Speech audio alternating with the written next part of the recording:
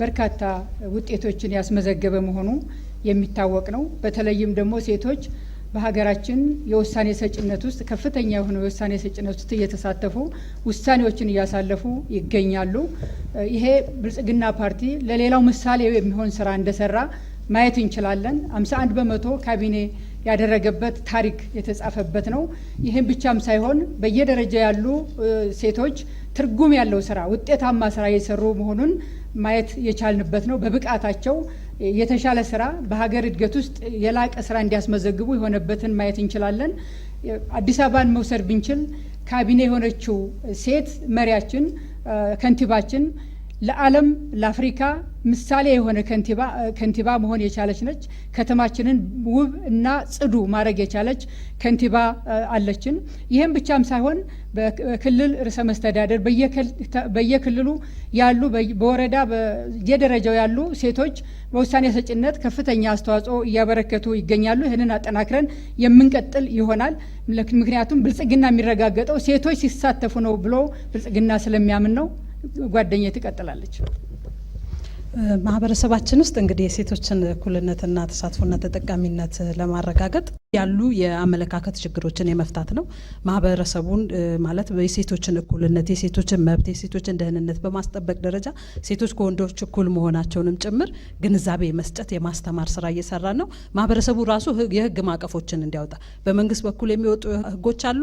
ከዛው ሳለ ደግሞ ማህበረሰቡም ደግሞ ቢያንስ ሴቶችን ሊጎዱ የሚችሉ ጎጂ ልማዳዊ ድርጊቶች እንዳይተገበሩ የህግ ማዕቀፎችን ማህበረሰብን ያሳተፈ ስራ የመስራት የህግ ማዕቀፎችን የማውጣት እንደገና ደግሞ ተፈጽመው ሴቶች ላይ ጉዳት አድርሰው የተለያዩ ጎጂ ልማዳዊ ድርጊቶች ተፈጽመው ሲገኙ ደግሞ በህግ አግባብ ተጠያቂ እንዲሆኑ የማድረግ ስራ እየሰራን ያለንበት ሁኔታ ነው ያለው። አሁን ያሉት የካቢኔ አባላት 51 በመቶ ናቸው ብላችኋል። በአጠቃላይ ስንት የካቢኔ ቦታዎች አሉ? የመጀመሪያው ከነዚህ ውስጥ ሴቶቹ ስንት ናቸው? ይህ የካቢኔ ውክልና በክልልና በክልል መንግስታትና በከተማ መስተዳድሮች ውስጥም ተመሳሳይ ነው የሚለውን እያንዳንዱ አሁን ላይ 23 የካቢኔ አባላት አሉ። ከዛ ውስጥ ከ23 ውስጥ 12ቱ ሴቶች ናቸው ማለት ነው። ስለዚህ በክልል ደረጃ በምናይበት ሰዓት በፌዴራል ደረጃ ካሉት የካቢኔ ወንበር ውስጥ 12ቱ ሴቶች ናቸው። በክልል ደረጃ በምናይበት ሰዓት የክልል ምክር ቤት አፈ ጉባኤዎች፣ የክልል ፕሬዝዳንቶች አሉ። እንዲሁም ደግሞ በተለያዩ የካቢኔ አደረጃጀት ውስጥ ሴቶች አሉ። ይህንን በምናይበት ሰዓት ከክልል ክልል ግን አፈጻጸሙ የተለያየ ነው። ኢሶዴፓ ላይ በፕሮግራሙ ላይ ሀገራቸውን በታማኝነት አገልግለው በእድሜ መራዘምም ሆነ በእድሜ መግፋትም ሆነ በጤና መጓደል ምክንያት ከስራቸው የሚገለሉ ዜጎች የመጦር መብታቸው እንዲረጋገጥላቸው ከማድረግም በላይ ሕክምናና እንክብካቤዎችን እንደሚያገኙ ጠቅሳችኋል። ግን አረጋውያንን ለመደገፍ የተሻለ ውጤት ሊያመጡ ይችላሉ ብላችሁ ያሰባችኋቸው ስልቶች የትኞቹ ናቸው? አሁን ካለው ደግሞ የጡረተኞች መብትና ብሔራዊ የማህበራዊ ጥበቃ ፖሊሲ ጋርስ በምን ይለያል? ሌላው በፓርቲው ፕሮግራም ላይ እንደተቀመጠው ሴቶች በሀገሪቱ አመራር ኢኮኖሚያዊና ማህበራዊ ለውጥ ውስጥ ከወንድ እኩል ተሳትፎ እንዲኖራቸው ማብቃት ላይ ትኩረት እንደምትሰጡ ተገልጿል። ነገር ግን ፓርቲው ሴቶችን በብዛትና ትርጉም ባለው መልኩ ለማሳተፍ ምን አይነት ጥረቶችን ሲያደርግ ቆይቷል? የጥረቶቻችሁን ውጤትስ በምን መልኩ ትገመግሙታላችሁ? ዜጎች በጤንነታቸው ጊዜ ባላቸው ችሎታና አቅም ሀገራቸውን በታማኝነት ሲያገለግሉ ከቆዩ በኋላ በድንገተኛ ህመም ወይም ባልጠበቁት ነገር በሚደርስ አደጋ ከጡረታ እድሜ በፊት ከስራቸው ሲሰናበቱ በስራ በነበሩበት ሰዓት ሰራተኞቹ የሚያስቀምጡት ገንዘብ አለ። እንደገና ደግሞ ድርጅቶች ወይም መንግስት የሚያስቀምጠው አለ። በዚህ አግባብ በዛ ገንዘብ አሁን አካል ጉዳተኛ ከሆኑ በኋላ መስራት የሚችሉበትን መስክ አመቻችቶ ገንዘቡንም አቅርቦ የሚሰሩበትን መንገድ ይፈጥራል። ሕክምናን በተመለከተም ደግሞ አሁን ባለው በሀገራችን ኮንቴክስት ስናይ የውጭውንም ልምድ ሼር ያረግነውን ስናይ የሕክምና መሳሪያዎች በማይተላለፉ በሽታ የተጎዱ የማህበረሰባችን ክፍሎች መክፈል የማይችሉ የሀብት እጥረት ያላቸው መሳሪያውን በቅርብ አያገኙም። ለምሳሌ የጨረር መሳሪያ፣ የላቦራቶሪ መሳሪያ በበቂ ስለማይገኝ ቢያንስ በክልሎች ደረጃ እነዚህ መሳሪያዎች እንዲገኙና ህዝባችን በቅርብ አገልግሎቱን እንዲያገኝ፣ ሁለተኛ ደግሞ መክፈል በማይችሉበት መንግስት አፓርትመንት በኮንዶሚኒየም ዋጋ ያውን በኮሪደር ልማት ባሸበረቀችው ለቡ መብራት ኃይል 100% ለሚከፍሉ ደንበኞች ብቻ ስቱዲዮ 57 ካሬ አጠቃላይ ዋጋው 5.1 ሚሊዮን የነበረውን 100% ሲከፍሉ 3.9 ሚሊዮን ብር፣ ባለ አንድ መኝታ 77 ካሬ አጠቃላይ ዋጋው 6.4 ሚሊዮን የነበረውን 100% ሲከፍሉ 4.8 ሚሊዮን ብር፣ ባለ ሁለት መኝታ 116 ካሬ አጠቃላይ ዋጋው 9.6 ሚሊዮን የነበረውን 100% ሲከፍሉ 7.1 ሚሊዮን ብር፣ ባለ 3 መኝታ 137 ካሬ አጠቃላይ ዋጋው 11.4 ሚሊዮን የነበረውን 100% ሲከፍሉ በ8.4 ሚሊዮን ብር፣ እንዲሁም ባለ 4 መኝታ 191 ካሬ አጠቃላይ ዋጋው 15.8 ሚሊዮን የነበረውን 100% ሲከፍሉ በ11.8 ሚሊዮን ብር ያገኛሉ። እነዚህ እድሎች ለ5 ደንበኞች ብቻ ስለሆነ ፈጥነው ከታች ባለው ስልክ ይደውሉ። አሁን ህብረተሰብ ያንን ከፍተኛ ገንዘብ የሚጠይቀውን ሕክምና እንዲያገኙ የሚያስችል ስርዓት ይዘረጋል። አረጋውያንን በተመለከተ ደግሞ ወደ ጡረታ ከደረሱ በኋላ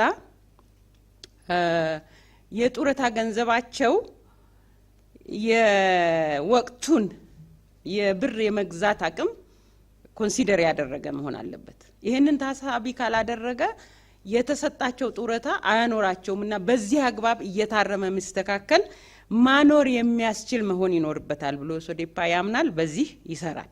ነጻነትና እኩልነት ፓርቲ በፕሮግራሙ የሴቶችን ተሳትፎ የሚያሳድጉና የሴቶችን የትምህርት ማቋረጥ መጠንን የሚቀንሱ አሰራሮችን ተግባራዊ እንደምታደርጉ አስቀምጣችኋል። ግን ይህን ለማድረግ ፓርቲያችሁ ለመተግበር ያሰባቸው ለየት ያሉ ስልቶች የትኞቹ ናቸው? እነሱስ ደግሞ ምን አይነት መፍትሄን ይዘው ይመጣሉ ብላችሁ ታስባላችሁ?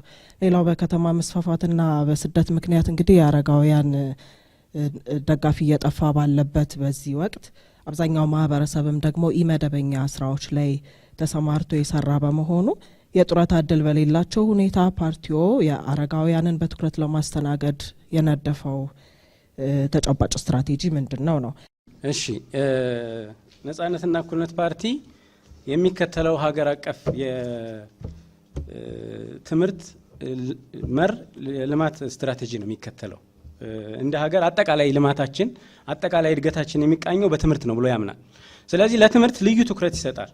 ስለዚህ ዜጎች ካልተማሩ ኢትዮጵያ አትለወጥም ብሎ የሚያምን ፓርቲ ነው። ስለዚህ ዜጎች ትምህርት አቋርጡ ማለት ኢትዮጵያ ወደ ኋላ እየተጓዘች ነው ብለን እናምናለን። በተለያየ ምክንያት ዜጎች ትምህርት ያቋርጣሉ። ስለዚህ ትምህርት እንዳያቋርጡ በርካታ የምንወስዳቸው እርምጃዎች አሉ ማለት ነው። ዋነኛው እርምጃችን የትምህርት ፖሊሲው መሻሻል አለበት ብለን እናምናለን። አሁን ያለው የትምህርት ፖሊሲ በነጻነትና እኩልነት ፓርቲ እይታ መሻሻል ያለበት ነው ብለን እናምናለን። ይሄን ከማሻሻል አኳያ በርካታ እርምጃዎች እንወስዳለን። አንደኛው እርምጃ ትምህርታችን ተግባር ተኮር መሆን አለበት ብለን እናምናለን።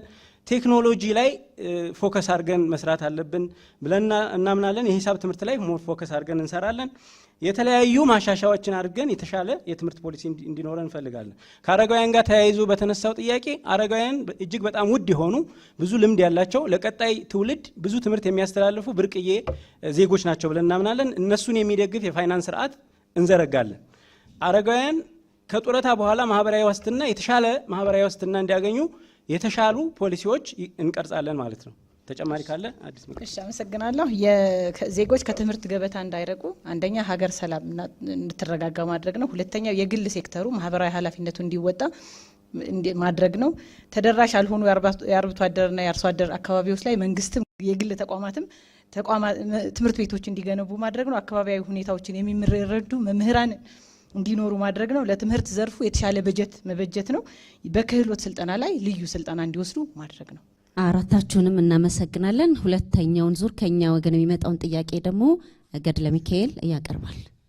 በጣም አመሰግናለሁ። ለሁላችሁም ለችግር የተጋለጡና ወላጅ አልባ ህጻናትና አካል ጉዳተኞችን የተመለከቱ ጥያቄዎችን አቀርብላችኋለሁ። ለሁላችሁም የማቀርባቸው ጥያቄዎች ሁለት ናቸው። አንደኛ አካል ጉዳተኞችን በተመለከተ እንደምትሰሩ አካል ጉዳተኞችን በተመለከተ አካታች እንደሆናችሁ ገልጻችኋል።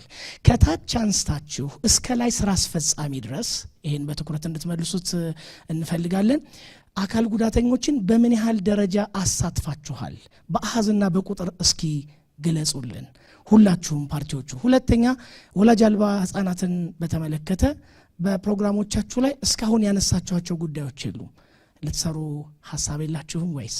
ልዩ እገዛ የሚፈልጉ ወላጅ አልባና ሌሎች ህፃናትን በተመለከተ ያላችሁ ፖሊሲ ምንድን ነው? ምን ልትተገብሩና ልትሰሩ አስባችኋል? አንዳንድ ጥያቄ ለእያንዳንዳችሁ አቀርባለሁ። በቅድሚያ ለነጻነትና እኩልነት ፓርቲ የማቀርበው ጥያቄ አካል ጉዳተኞችን በተመለከተ በስራና በትምህርት ብዙ ስራዎችን ለመስራት እንዳሰባችሁ ገልጻችኋል። ለምልክት ቋንቋ እውቅና መስጠትንም ጨምሮ ይህን የምትተገብሩባቸው መንገዶች ምንድን ናቸው? የህግ ፍተሻም አካል ጉዳተኞችን በተመለከተ በደንብ አድርጎ መተግበር ያስፈልጋል ብላችኋል። ምን ማለት ነው? አካል ጉዳተኞችን በተመለከተ የምትሰሯቸውን ስራዎች በተብራራ ሁኔታ አላቀረባችሁም። በፕሮግራሞቻችሁ ውስጥ ምንድነው ልትሰሩ ያሰባችሁት? ሁለተኛ ጥቂት አካል ጉዳተኞችን ማቀፋችሁን ገልጻችኋል። አንዳንዶቹም ራሳቸውን ሊገልጹ ስላልፈለጉ እንጂ ብላችኋል። ምን ማለት ነው? ነጻነትና እኩልነት ፓርቲ ህጎችን በተመለከተ መፈተሽ አለባቸው ሲል አካል ጉዳተኞች የተለየ ህግ እነሱን የሚግባባ የእነሱን ፍላጎት የያዘ ቅድም ሲነሳ እንደነበረው የተጠቃለለ ህግ የተባለው ማለት ነው። አካል ጉዳተኞች ፍሬንድሊ የሆነ የእነሱን ፍላጎት የያዘ የተለየ ህግ ያስፈልጋቸዋል የሚል እምነት አለው ነጻነትና እኩልነት ፓርቲ። በተለያየ አካል ጉዳት የተለያዩ ፍላጎቶችን የሚያካትት ህግ ኢትዮጵያ ውስጥ ያስፈልጋል ብለን እናስባለን። በየደረጃው ተግባራዊ የሚሆኑ የአካል ጉዳተኛ ውሳኔዎችና ስራዎች በሙሉ በዛ መቃኘት አለባቸው ብለን ስለምናስብ ለዛ ነው የህግ ማሻሻያዎች አስፈላጊ ናቸው ብለን የምናምነው። በዛ ልክ የትምህርት ፖሊሲያችንም መሻሻል አለበት ብለን እናምናለን። በነገራችን ላይ አካል ጉዳተኝነት ከባህል ጋር ተያይዞ መጥፎ ኮኖቴሽን አለው። ይሄንን ለመቀየር ከመጀመሪያ ደረጃ ትምህርት ጀምሮ ትምህርት ስርዓታችን ውስጥ መካተት አለበት። ዜጎች ይሄን ጉዳይ በአግባቡ ካላወቁት ኢትዮጵያ ወደ እነዚህን ዜጎች አካታ መስራት ካልቻለች ወደ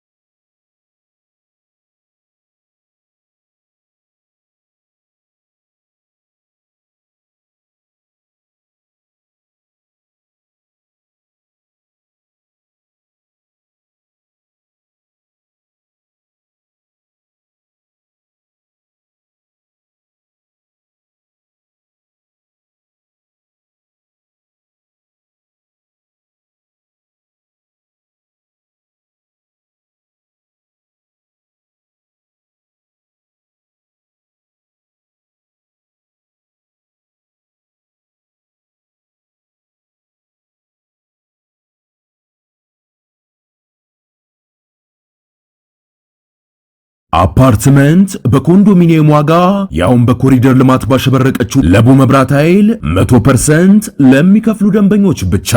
ስቱዲዮ 57 ካሬ አጠቃላይ ዋጋው 5.1 ሚሊዮን የነበረውን 100% ሲከፍሉ 3.9 ሚሊዮን ብር። ባለ አንድ መኝታ 77 ካሬ አጠቃላይ ዋጋው 6.4 ሚሊዮን የነበረውን 100% ሲከፍሉ 4.8 ሚሊዮን ብር።